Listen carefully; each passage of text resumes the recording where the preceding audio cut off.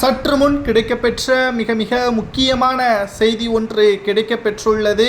அண்ணா பல்கலைக்கழக மாணவி விவகாரத்தில் மிக முக்கியமான குற்றவாளியாக கருதப்பட்ட ஞானசேகரிடம் இருந்து பெறப்பட்ட வாக்குமூலத்தில் தற்பொழுது திடீரென்று ஏற்பட்டுள்ள திருப்பத்தினால் நீதிமன்றமே அதிர்ச்சியடைந்துள்ளது. முழுமையாக சென்னை காவல் ஆணையர் உள்பட அனைவரும் இந்த வழக்கில் தொடர்புள்ளார்களா என்ற ஒரு கேள்வியும் எழுந்துள்ளது.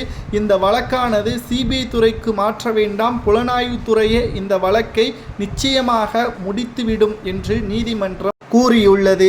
அதாவது கடந்த சில மாதங்களுக்கு முன்பாக அண்ணா பல்கலைக்கழக மாணவி விவகாரத்தில் குற்றவாளியாக ஞானசேகரன் கைது செய்யப்பட்டாலும் அவனுடைய ஒட்டுமொத்தமான நிலைமைகளும் பின்புலனும் மக்களிடம் பேரதிர்ச்சியை ஏற்படுத்தியது.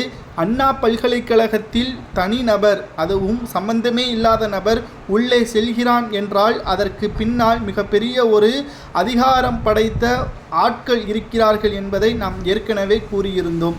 அது மட்டுமல்ல, ஞானசேகரனுக்கு உதவியாக பல்வேறு திமுகவில் உள்ள முக்கிய பொறுப்பாளர்கள் இருக்கிறார்கள் என்பதையும் நாம் ஏற்கனவே பேசியிருந்தோம்.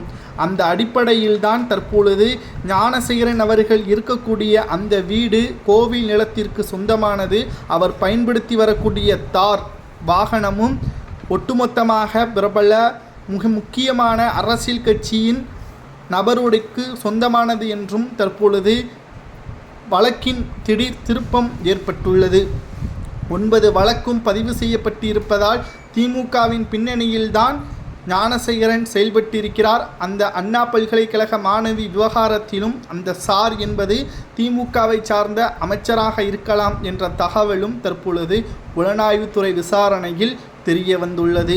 இந்த வழக்கு விசாரணை அடுத்த கட்டத்திற்கு நிச்சயம் செல்லும் என்றும் இன்னும் 2 மாதத்தில் இந்த வழக்கு முழுமையாக முடிந்துவிட்டால் திமுகவின் முக்கியமான அமைச்சர் என்று தெரிவித்துவிட்டால் நிச்சயம் வருகின்ற சட்டசபை தேர்தலில் திமுக வெற்றியடைவது கடினம். 2011 முதல் 2021 வரை எப்படி திமுக ஆட்சி அமையாமல் இருந்ததோ அதேபோல் இந்த முறையும் நடக்கலாம் என்றும் செய்திகள் கிடைக்கப்பெற்றுள்ளது.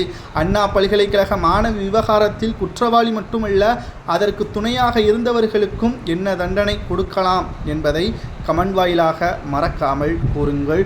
திராவிட முன்னேற்றக் கழகத்தின் ஆட்சி கடந்த 4 ஆண்டுகளில் மக்களுக்கு உதவியாக இருந்ததா, உபத்திரமாக இருந்ததா என்பதையும், இன்னும் 12 மாதங்களே இருக்கிறது, மீண்டும் திமுகவிற்கு உங்களது வாக்குகளை செலுத்துவீர்களா என்பதையும் கமெண்ட் வாயிலாக கூறுங்கள்.